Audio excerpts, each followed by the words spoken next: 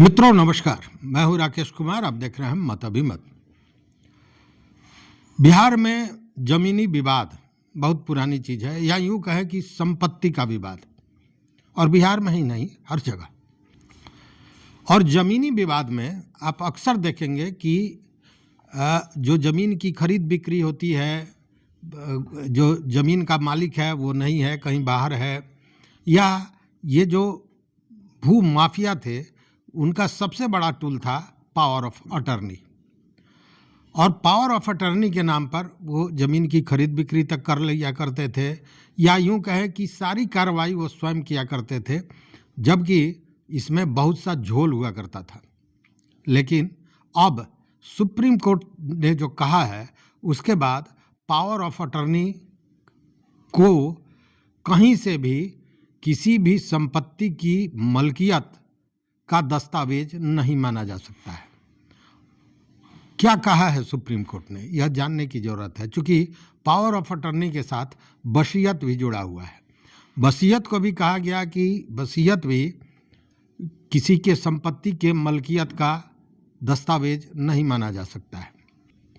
देखिए, supreme court ने कहा है कि वसीयत या पावर ऑफ अटर्नी अब किसी संपत्ति पर मलकियत का अधिकार दिलाने वाला दस्तावेज नहीं माना जा सकता है। यह सुप्रीम कोर्ट का कहना है।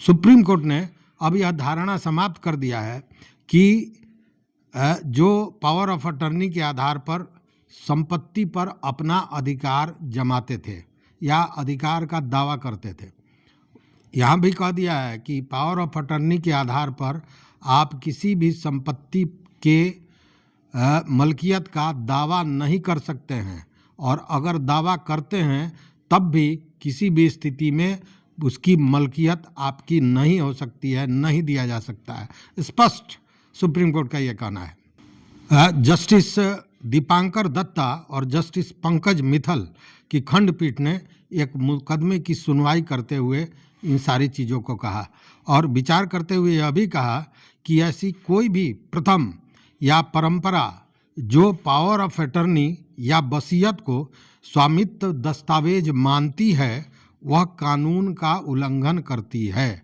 मतलब कोई भी संस्था, कोई भी परंपरा ऐसी है जिसमें पावर ऑफ अटर्नी या वसीयत को मलकियत का, स्वामित्व का दस्तावेज माना जाता है, तो वह कानूनी रूप से गलत किया जा रहा है। मतलब कि सारे संस्थाओं या उस परंपराओं को भी उन्होंने, सुप्रीम कोर्ट ने एकदम स्पष्ट चेतावनी दे दी है। पावर ऑफ अटर्नी का मतलब यह नहीं कहीं से होता है कि आपको उस संपत्ति का मलकियत मिल गया।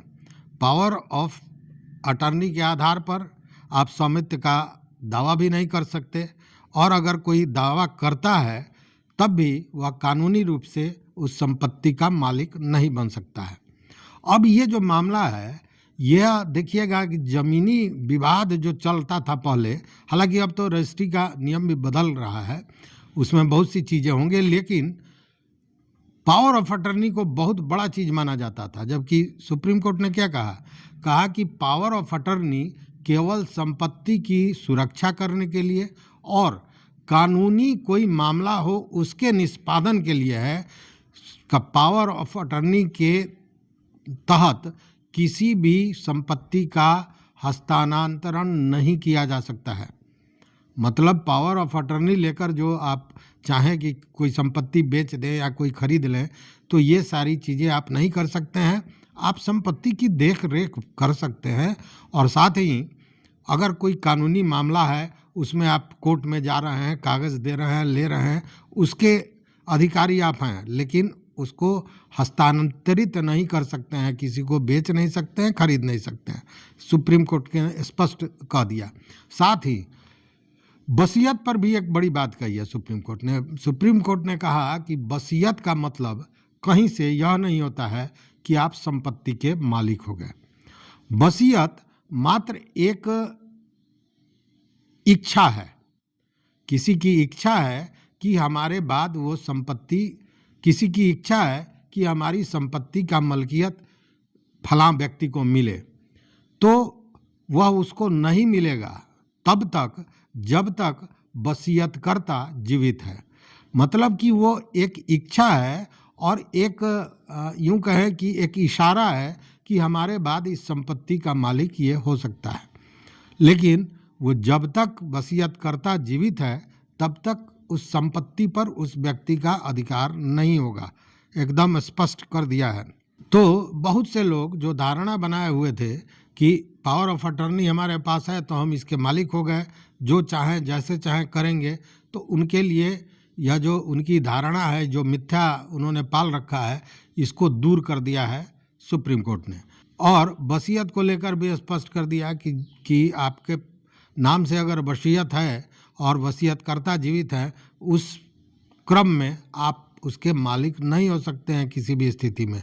यह मलकियत तभी मिलेगी, स्वामित्व तभी मिलेगा जब जो वसीयत करता है वह इस दुनिया में नहीं रहेंगे, मतलब उनकी मृत्यु हो जाएगी। तो इस वीडियो में बस इतना ही। देखते रहिए मत अमीमत। मित्रों, अगर चैनल पर नए हो तो सब्सक्राइब कीजिए, लाइक कीजिए, दोस्तों के साथ शेयर कीजिए और अपना विचार जरूर दीजिए। बहुत बहुत धन्यवाद, कोटिशः आभार।